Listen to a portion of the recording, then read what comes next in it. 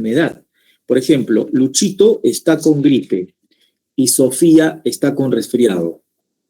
Pero Sofía no está en la cama con malestar general, con fiebre. Sofía está con bastante destilación nasal, está con su papel higiénico sonándose la nariz a cada rato, no tiene fiebre y ella continúa con su actividad. Pero Luchito está con gripe y está con malestar general, dolor muscular, malestar, fiebre, ¿no?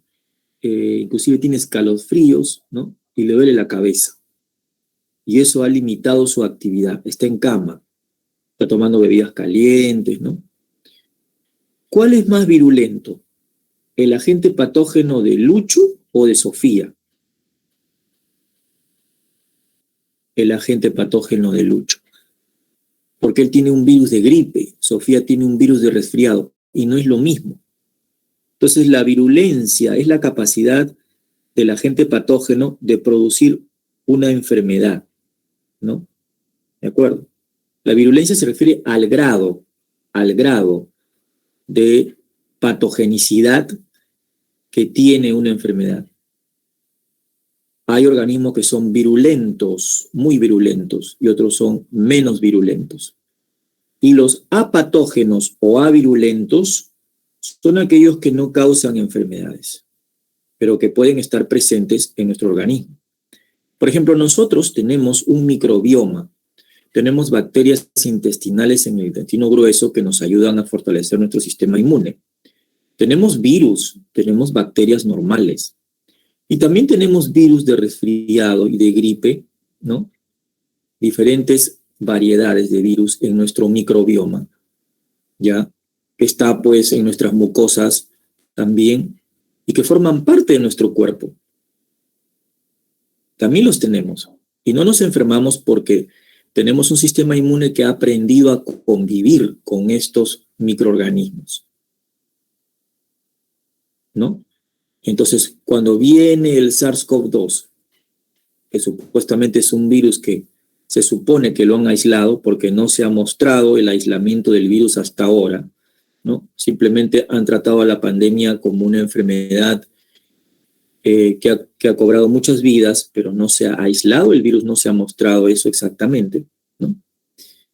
Y las pruebas que se hacen a las personas con las pruebas moleculares dicen que detectan al virus, ¿no? Al genoma, una parte del genoma del virus, ¿no? Pueden también dar falsos positivos cuando detectan virus que son parte de nuestro organismo. Y hay mucha gente que a veces está confundida porque piensa que cuando ya está estornudando, cuando tiene malestar general, cuando tiene una gripe común, ¿no? Porque toda gripe común también nos tumba a la cama, nos da fiebre, ya está pensando de que tiene COVID o que tiene ese problema. Entonces se sugestiona peor, bajan las defensas y esa persona pues se siente muy, muy afectada. Pero no siempre es así. Uno tiene que también perder cierto miedo a que cuando está con una gripe no necesariamente va a tener el SARS-CoV-2. Puede ser una gripe normal. Lo que sí tengo que hacer es controlarme mis síntomas, ¿no? Y ver cómo avanza. Y para eso está justamente el personal de salud. No para decirte, ya tienes esto, ya tienes COVID. No. Uno tiene que descartar, ¿no? Y con una prueba molecular de este tipo, ¿no?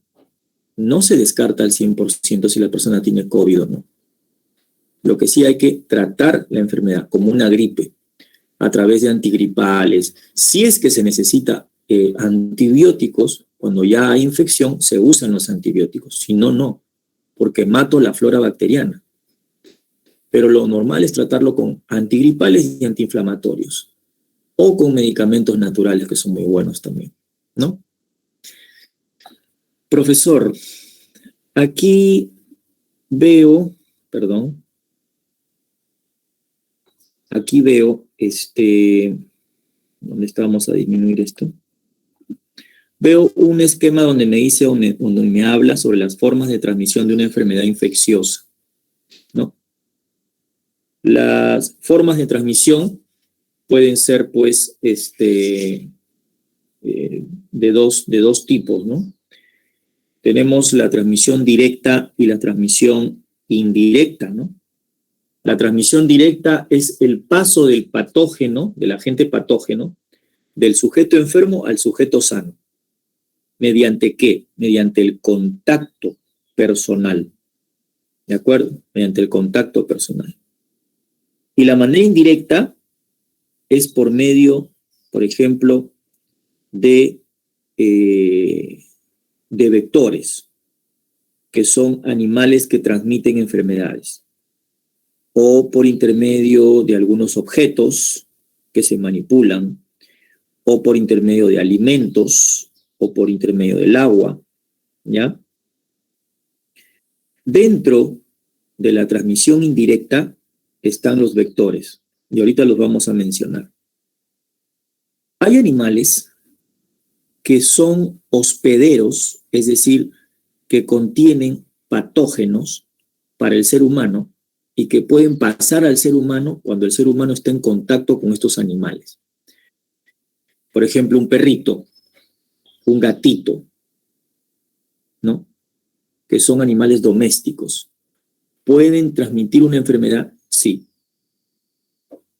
Si el agente patógeno causa enfermedad en el animal y también en el hombre, y el hombre está en contacto con ese animal, entonces se dice que la enfermedad puede pasar del animal al ser humano. A eso se le llama zoonosis. Zoonosis. ¿De acuerdo? En algunos casos, la zoonosis se transmite de animales al hombre, pero los animales no se enferman, son hospederos nada más. ¿Ya? El caso de la rabia, por ejemplo, es una enfermedad que es producida por un virus que ocasiona efectos en el animal, pero también puede ser transmitido al hombre cuando el animal muerde al hombre a través de la mordedura, porque el virus está en la saliva del animal. ¿Ok? Y en el hombre también provoca ciertos síntomas. Ataca al sistema nervioso también, a los tejidos. Entonces, esa es una zoonosis. Vías de infección. Cuando me hablan de vías de infección, me están hablando de las puertas de entrada que tiene el patógeno hacia mi cuerpo. ¿Cómo ingresa? Puede ingresar por la boca o por la nariz. Si ingresa por la boca, la vía de infección es oral o digestiva. Por ejemplo, cuando consumo un alimento contaminado. Si ingresa por la vía nasal, por ejemplo, en el caso fácil es el caso de contagio de gripe, resfriado, porque una persona estornuda y lo que elimina son gotitas con virus, que nosotros lo llamamos aerosoles. Por medio de aerosoles, que son gotitas que se eliminan con un estornudo, se contagia, se pasa a la otra persona. Y si la otra persona recibe eso y su sistema inmune está muy bajo, se va a enfermar, pero si no, no, lo va a controlar. ¿De acuerdo? Así también se puede transmitir la tuberculosis, por ejemplo. Hay muchas personas que están con tuberculosis probablemente y están en la calle y están tosiendo y están liberando sus bacilos de Koch al ambiente. Y otras personas los están respirando, pero no se enferman porque el sistema inmune lo controla. ¿Ok? Entonces, la vía de infección nasal es a través de el ingreso del patógeno por medio de la nariz o la vía respiratoria. La vía cutánea es a través de la piel, puede ser una picadura de un insecto o puede ser una mordedura de un animal. Por ejemplo, la rabia, o por ejemplo la leishmaniasis, la bartonelosis, la enfermedad de Chagas, se transmiten por medio de la vía cutánea. Y la vía sexual ya sabemos que es por el contacto sexual directo, ¿no es cierto? ¿Ya? Esa es la vía de infección. ¿Listo? Bien. Continuamos. Dentro del mecanismo de transmisión, te decía hace un momento, hay la forma directa, que es a través del sujeto enfermo al sujeto sano, y hay otra que es la vía indirecta, ¿no? Dijimos que la zoonosis es una transmisión entre animales vertebrados que alcanzan al ser humano, ¿no? Pero hay también animales invertebrados que pueden transmitir enfermedades, como los insectos, por ejemplo. Y aquí vamos a encontrar dos tipos. Los insectos que contienen parásitos, bacterias, virus, hongos, ¿no? Etcétera, en sus patas, en sus alas, en sus pelos, en su tórax, abdomen, en las partes externas de su cuerpo, son insectos que llevan esos parásitos al ser humano, a su comida, a su casa, ¿no? A su cuerpo. Por esa razón, a estos insectos se les dice vectores transmisores de enfermedades, pero vectores mecánicos se les llama, como son las cucarachas, las moscas. Por eso el ser humano siempre está matándolos, porque sabemos que transmiten enfermedades. Y estos animales paran pues en los desagües, en los basurales, ¿no? Y otros son los vectores biológicos.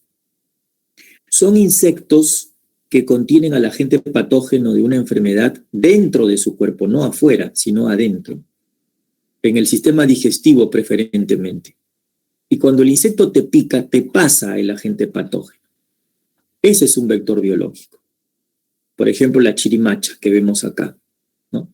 O la pulga de la rata, que transmite una bacteria que se llama la Xenopsilia chyopis. Bueno, perdón, la Xenopsilia chyopis es la pulga de la rata, pero la bacteria que causa la peste se llama la Yersinia pestis. O sea, esta pulga tiene a la Yersinia pestis, ¿no?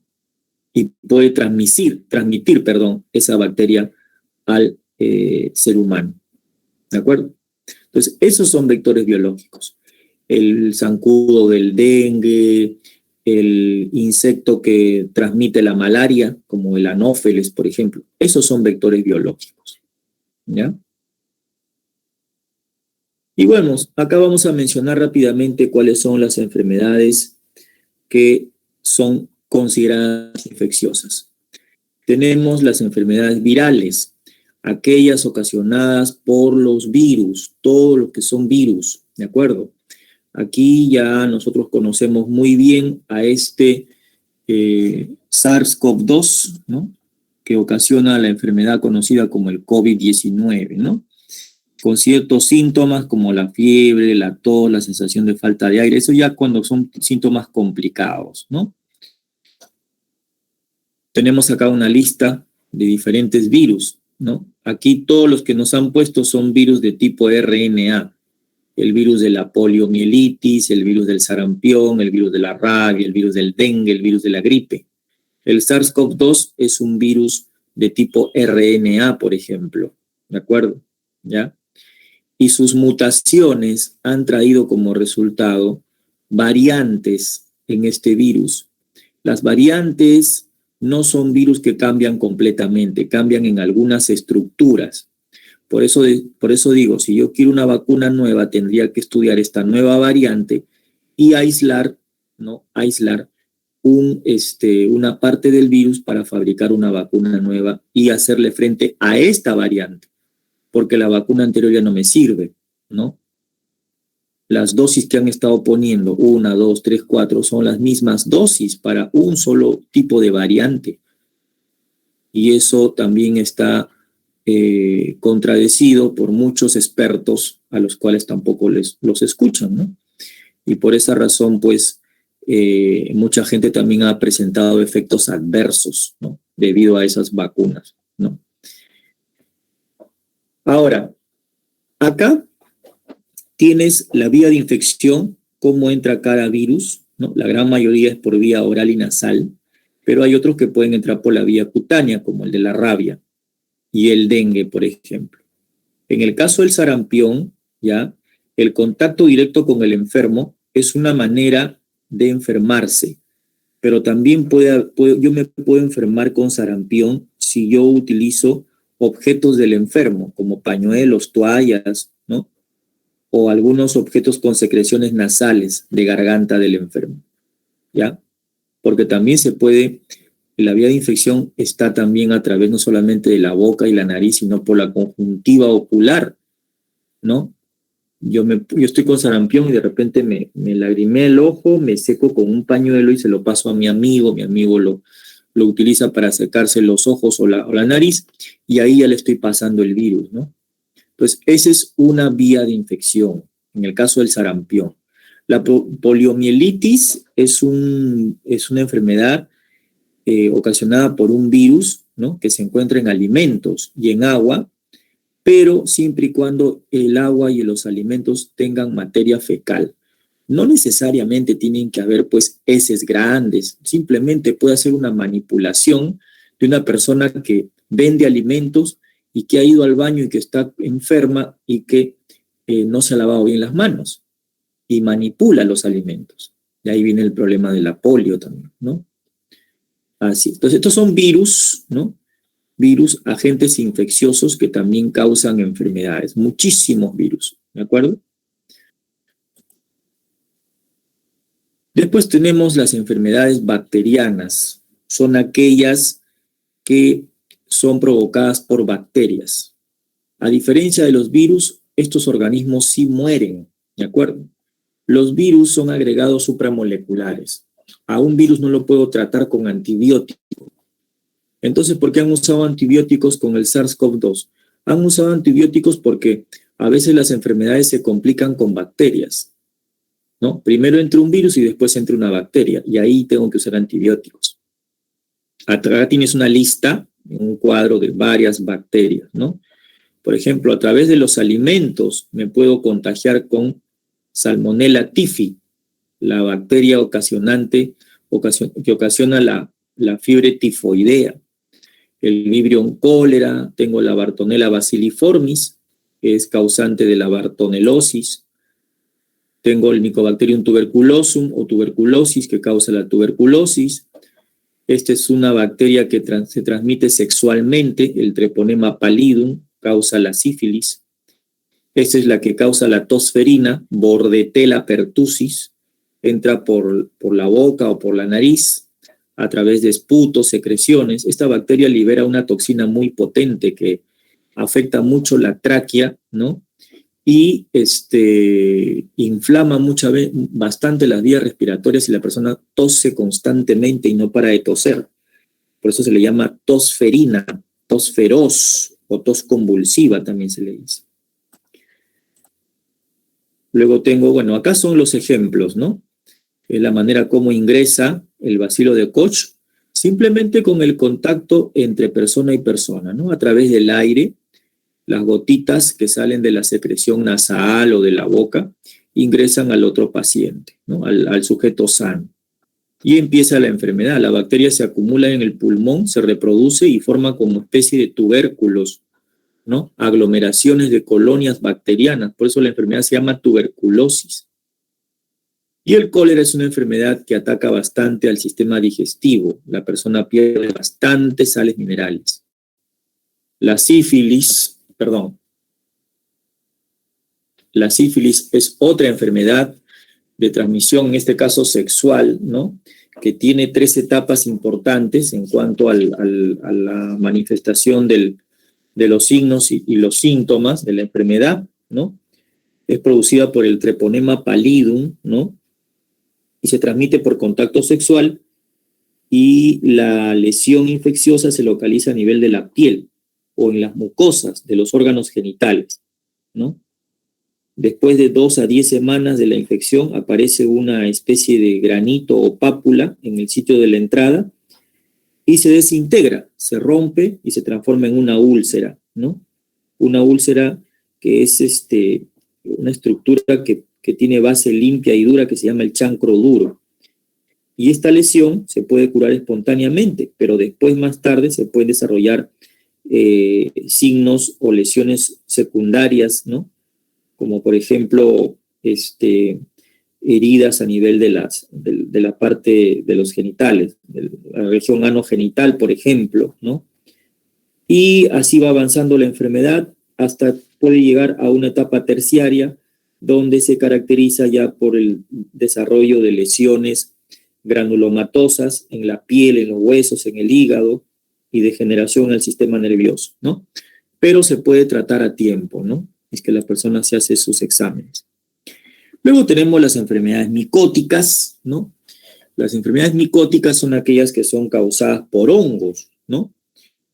Acá tenemos, por ejemplo, 3 enfermedades que son ocasionadas por hongos. La más conocida es el pie de atleta, ¿no?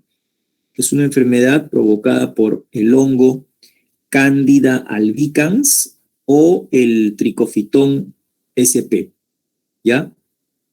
Esta enfermedad se da cuando la persona entra en contacto con suelos de duchas y piscinas públicas que tienen hongos, ¿no? Áreas frecuentemente húmedas, ¿no? También por el contacto de prestarse prendas de vestir de personas que tienen hongos, zapatillas, medias, ¿no? Sandalias, ¿de acuerdo? Y también la Candida albicans es un hongo muy común que afecta las zonas íntimas de las damas, sobre todo en el verano, ¿no? Por el incremento de la temperatura, ¿ya?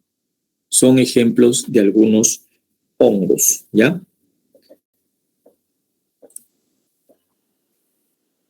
Luego tenemos algunas enfermedades parasitarias, ¿no? Provocadas por protozoarios. Los protozoarios son organismos unicelulares que suelen vivir en ambientes acuáticos donde hay materia orgánica descompuesta, ¿no? En aguas de desagüe, algunos viven en aguas de ríos, otros viven en el mar, pero los que ocasionan enfermedades son aquellos justamente que llegan a las plantas, porque muchas de estas enfermedades provocadas por protozoarios son a veces por el consumo de vegetales regados con aguas sucias, ¿no? Por ejemplo, la entamebiosis o amebiosis es una enfermedad ocasionada por la entamoeba histolítica. La entamoeba histolítica es un protozoario que puede llegar por medio de los alimentos y el agua contaminada con heces, ¿no? Estos protozoarios forman quistes. Los quistes son formas de resistencia que tiene el parásito, de poder sobrevivir en el ambiente, en el agua contaminada, en un vegetal regado con agua sucia. Entonces las personas consumen eso y se contagian, ¿ya? O pueden llegar a la comida a través de las cucarachas, moscas, ¿no? De esa manera, pues, esta ameba entra al sistema digestivo y daña considerablemente el sistema digestivo. Las personas tienen diarreas, pero diarreas con sangre, ¿no? Porque ulceran el intestino. Otros ejemplos son ya los protozoarios que entran al cuerpo por medio de las picaduras, ¿no? Por ejemplo, el Trypanosoma cruzi causa la enfermedad de Chagas o la tripanosomiasis. Entra por la vía cutánea, ¿no? Por medio de las picaduras del insecto llamado Triatoma infestans, ¿no? Otra vía de transmisión o vía de infección, perdón, puede ser la vía congénita, ¿no? De la madre al feto. Por transfusión sanguínea también podría ser, porque esto ingresa a través de la sangre, ¿no? Por eso es necesario la picadura. Este insecto, el Triatoma infestans, que le dicen chirimacha, pica y defeca en la zona donde te pica. Y ahí te pasa el protozoario. Otro protozoario que provoca otra enfermedad es el Plasmodium. Aquí tenemos 3 especies conocidas. La enfermedad que ocasiona es la malaria o paludismo y entra por la vía cutánea a través de la picadura del anófeles, ¿no? Son ejemplos de enfermedades ocasionadas por protozoarios. Acá tenemos el ciclo biológico del Trypanosoma cruzi. Vemos cómo el chinche, ¿no? Así le dicen, el chinche o la chirimacha, ¿no? Te pica, ¿no? Y defeca en la picadura. Y el protozoario entra a través de las deyecciones de las heces del insecto. Entra a tu cuerpo y se reproduce. Y este animal puede picar no solamente al hombre, puede picar a animales silvestres, como el mono, los perros, o animales domésticos como el perro, por ejemplo. Y la malaria, como te dije, es provocada por un protozoario. Lo voy a agrandar un poco más, ¿no? Acá vemos cómo ingresa el protozoario al cuerpo y se reproduce dentro del hígado y pasa por varias fases, ¿no? Mira, los protozoarios que te inyecta el zancudo cuando te pica, ¿no? En este caso el anófeles, tienen esta forma, ¿no? Alargada. Y cuando llegan al hígado, cambian de forma, ¿no? Y se transforman en bolitas, ¿no? Que se llaman merozoitos, ¿no? Luego estos entran a la sangre, dañan los glóbulos rojos, salen de ahí y se transforman en otra forma, los gametocitos. Luego el insecto te pica y se lleva los gametocitos y otra vez pica a otro humano y así sucesivamente.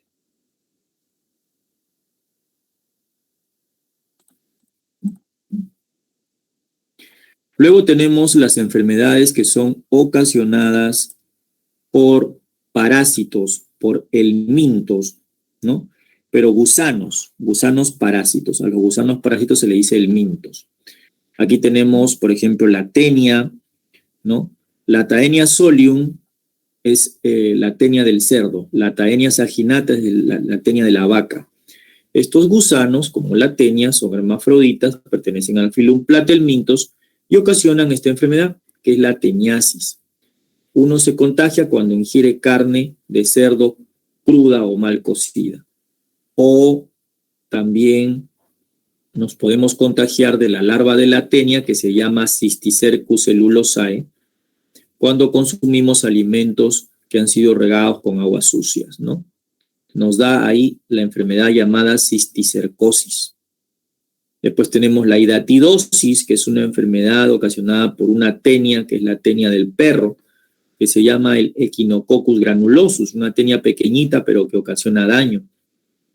La fasciolosis es otro parásito, ¿no? Otro gusano que se encuentra infectando comúnmente al ganado vacuno, a las ovejitas, y estos animalitos se contagian cuando consumen hierbas con huevos de estos parásitos, ¿no?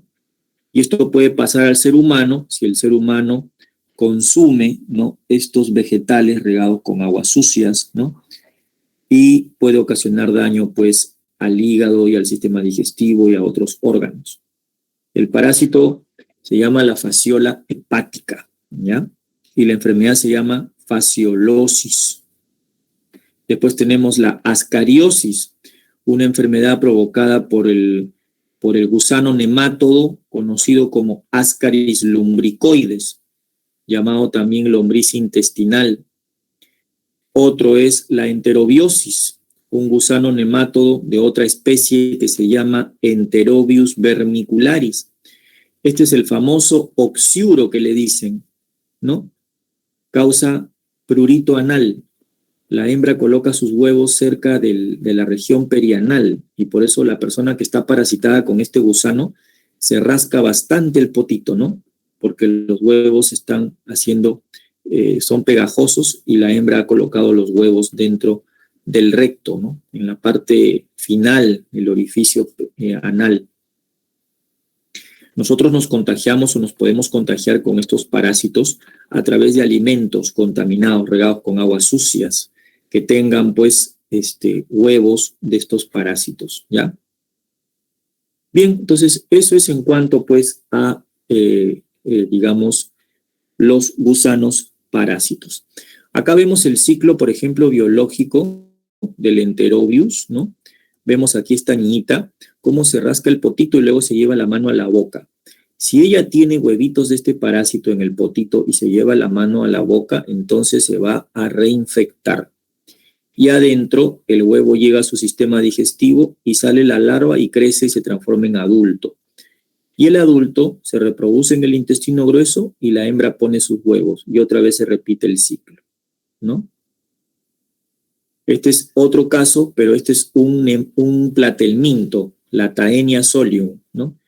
El ser humano se contagia consumiendo carne de cerdo cruda o mal cocida, la cual contiene las larvas o cisticercos de la tenia que están enquistadas en el músculo del cerdo. Si yo me como esto, entonces cuando hago digestión, se libera la larva de ese quiste y se va a mi intestino delgado. Y en el intestino delgado se transforma en adulto, una tenia de más de 7 metros, por ejemplo. Y comienza a poner huevos, huevos y huevos, ¿no? Y esos huevos los voy a liberar con las heces, ¿no? Y si esas heces caen aquí, en esta plantación de lechugas, ¿no? Y yo como esto, otra vez me infecto. Pero esta vez me voy a infectar con larvas de tenia, ¿no? Con huevos de tenia. Y estos huevos ya no van a pasar a mi intestino delgado, sino la larva va a salir de frente y se va a ir por la sangre y se puede enquistar en cualquier órgano, incluyendo el cerebro, por ejemplo. ¿Ya? Entonces, a eso me refiero cuando hablo de estos parásitos. Bien, este es el otro ciclo, el ciclo de la lombriz intestinal, y este es el de la tenia del perro, ¿no? Yo me voy a contagiar con la tenia del perro si es que estoy en contacto con este perrito que está parasitado, acariciándolo, besándolo en el hocico, porque adentro, en su sistema digestivo, va a estar este animal. Y cuando él haga sus heces, las heces del perrito van a estar los huevitos de ese parásito, ¿no? Bien, y hay otras enfermedades parasitarias que son provocadas por artrópodos. Los artrópodos ya son, pues, animales como insectos, arácnidos. Acá tengo, por ejemplo, al Sarcoptes scabiei, que es el que causa la sarna, es un ácaro. Tengo al Pediculus humanus, que es el que causa la pediculosis en la cabeza y en el cuerpo del hombre, ¿no? ¿Ya? Tengo al Pitridius pubis, que es la ladilla, ¿no? Que es por contacto directo acá, ¿ya? Bueno, y finalmente, pues, se requiere, pues, para poder hacer frente a estas enfermedades, la higiene, que ya hemos hablado, hemos dicho que es muy importante mantener una higiene personal, ¿no? Y educar a la población con respecto a las normas de salud, ¿no? La higiene pública está a cargo de las autoridades competentes, la higiene privada es la que nosotros hacemos a diario con nuestro cuerpo, y la profilaxis son las medidas que tenemos que tener en cuenta para prevenir las enfermedades. Con esto hemos terminado, jóvenes. Vamos a dictar las claves de una vez. A ver, por favor. La número 1, la respuesta es la A, la letra A. La número 2 es la B de beso. La 3 es la B de beso, congénita. La número 4, la alternativa correcta es la D de dado, apatógeno. La número 5 es la A, periodo de incubación, la convalecencia. La número 6, la respuesta es la D de dado, la saliva cutánea. La número 7 es la A de Ana, ¿ya? Por toallas con secreciones nasales del enfermo, conjuntiva ocular nasal. La 8 es la C de casa. La 9 es la A. En la 9, corrijamos por favor ahí el enunciado. Dice, la información que proporciona la ONU indica que el virus del SARS-CoV-2 es SARS-CoV-2, ¿ya? Con S, SARS-CoV-2. La respuesta es la A. Inhala aerosoles. La 10 es la B de beso. La 11 es la A de Ana. La 12 es la C de casa. La 13 es la B de beso. La 14 es la D de dado, zoonosis. Y la 15 y última es la D de dado. ¿Ok? Bien, con esto hemos terminado la clase del día de hoy. Gracias por tu atención. Espero que la información te sirva y nos vemos la siguiente clase. Gracias. Muchas gracias, profe.